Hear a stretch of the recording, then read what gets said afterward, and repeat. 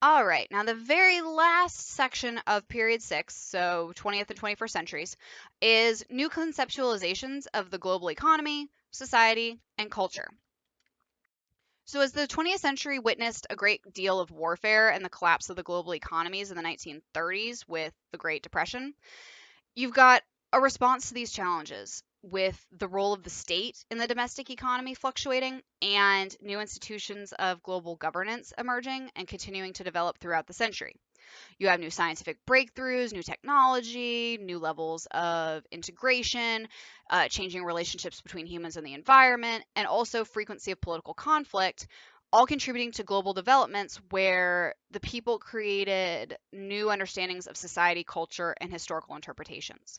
And institutions of global governance both shaped and adapted to those social conditions. So states responded in a variety of ways to the economic challenges of the 20th century. In the communist states of the Soviet Union and China, governments controlled their national economies with the 5-year plans and the Great Leap Forward. So the 5-year plans were a series of nationwide centralized economic plans in the Soviet Union, and the Great Leap Forward, remember that was economic and social campaign by the Communist Party of China from 1958 to 1962, led by Mao Zedong, and aimed to transform the country from an agrarian economy into a socialist society through rapid industrialization and collectivization. It was widely considered, though, to have caused the Great Chinese Famine, so small issue there.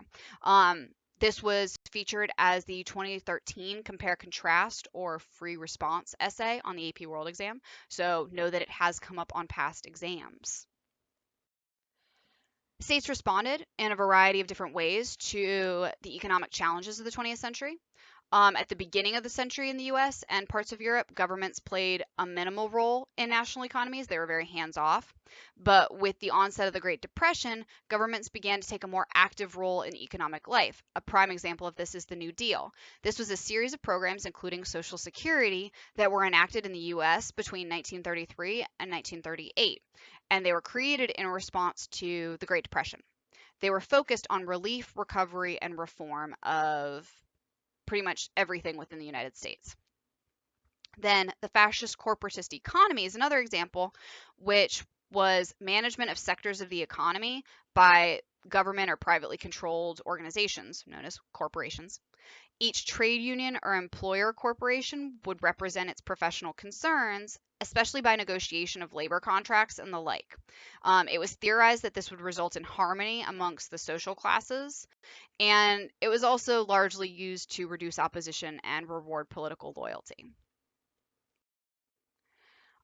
You also see newly independent states after World War II, governments often took on a strong role in guiding the economic life in order to promote development.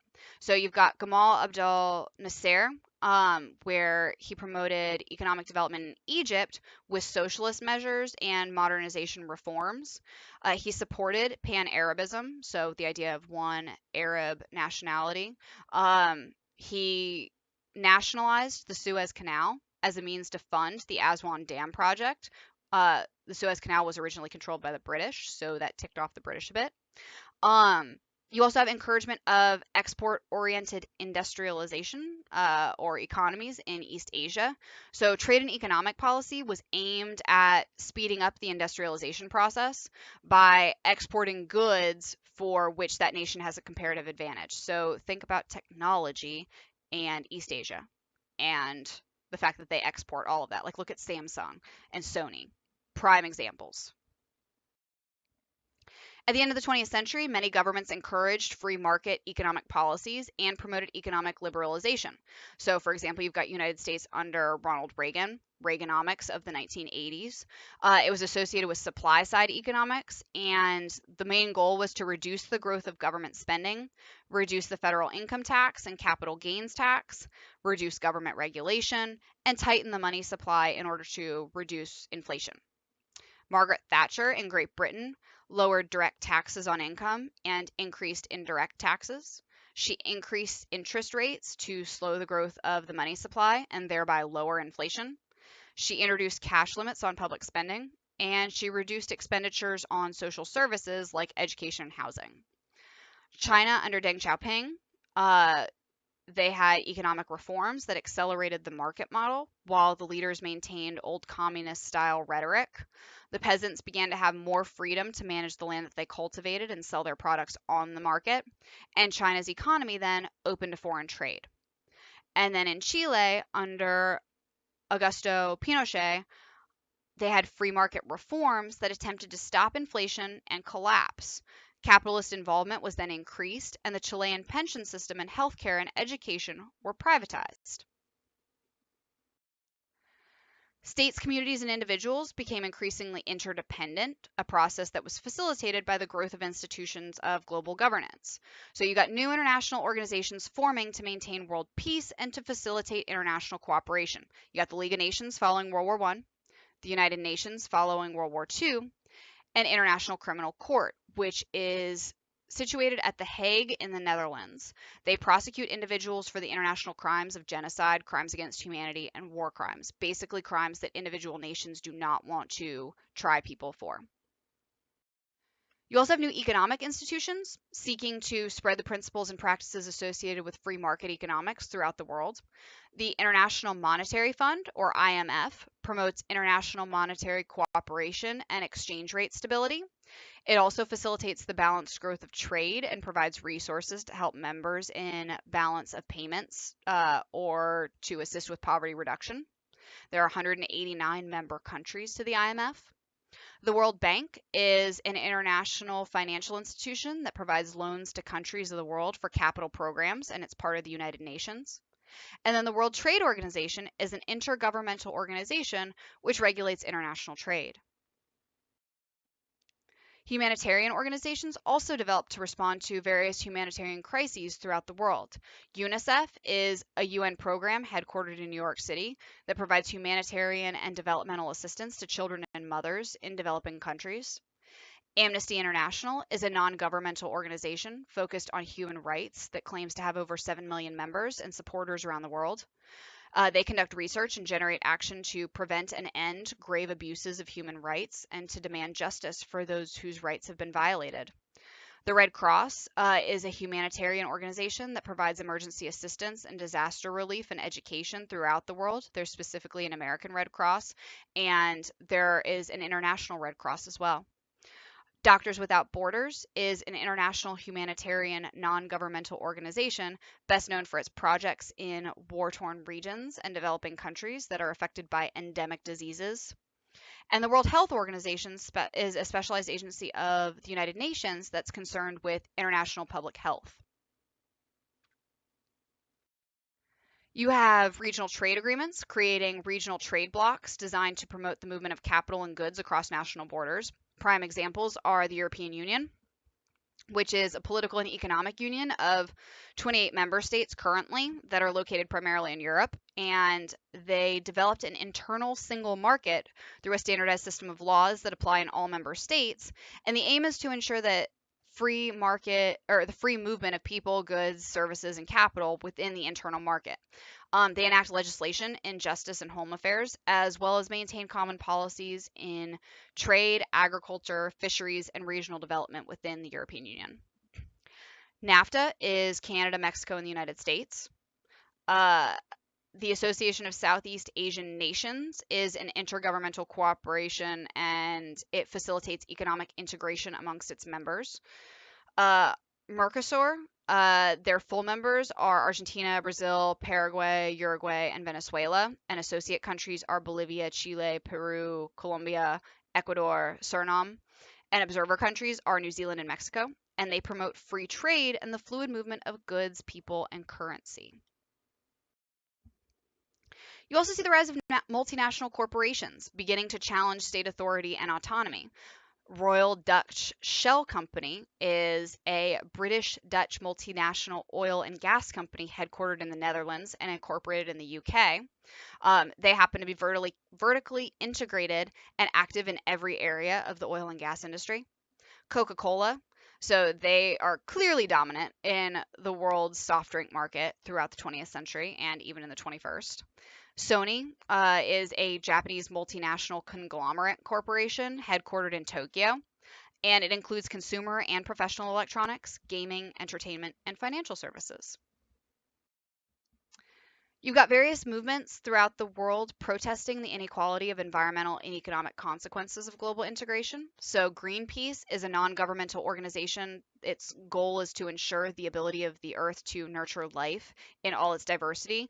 And it focuses on campaigning on worldwide issues like climate change, deforestation, overfishing, commercial whaling, genetic engineering, and anti nuclear issues. Greenbelt in Kenya is an indigenous grassroots non governmental organization based in Nairobi, Kenya, that takes a holistic approach to development by focusing on environmental conservation, community development, and capacity building. And it organizes women in rural Kenya to plant trees and combat deforestation and restore their main source of fuel for cooking, generate income, and stop soil erosion. Earth Day, it happens every year, but then every decade or so, you've got major movements for Earth Day. It's about 50 years old in 2020.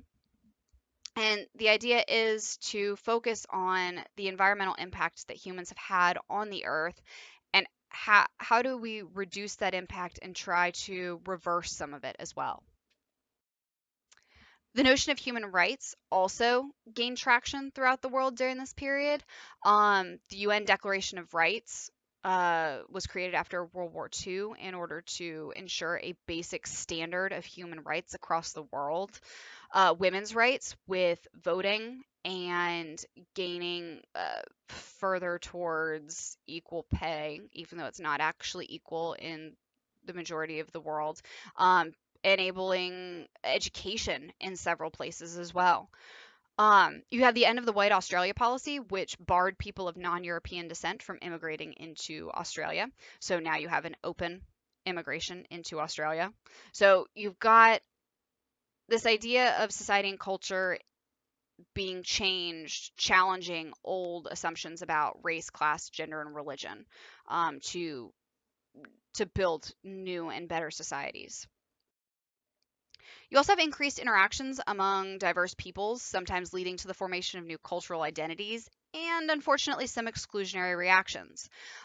You've got xenophobia, which is the fear of anything that's not like you, race riots in opposition to equal rights, citizenship restrictions on various groups of people. The negritude movement came out of the Pan Africanism movement and a focus on intellectuals, African intellectuals. You've got liberation theology in Latin America, where you have the interpretation of Christian theology, which emphasized a concern for the liberation of the oppressed, specifically the Catholic Church in Latin America in the 1950s and 60s. They sought to give a preferential option for the poor and to help raise them. Islamic renewal movements in Egypt and Saudi Arabia, there was a reversal of the westernization and a refocus on Islam, and you see an increase in the amount of mosques and a focus on government. In much of the world, access to education, as well as participation in new political and professional roles, became more inclusive in terms of race, class, and gender. So you've got the right to vote and hold public office granted to women in the United States in 1920, Brazil 1932, Turkey 1934, Japan 1945, India 1947, and Morocco 1963. You got rising rates of female literacy and increasing numbers of women in higher education in most parts of the world. The U.S. Civil Rights Act of 1965 banned discrimination based on race. You got the end of apartheid in South Africa. And you've got the caste and reservations in the Indian Constitution of 1949, specifically to not discriminate based on castes. Popular and consumer culture also became global.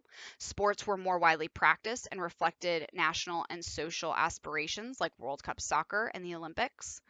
You also have changes in communication and transportation technology, which enabled the widespread diffusion of music and film. Think about reggae and Bollywood.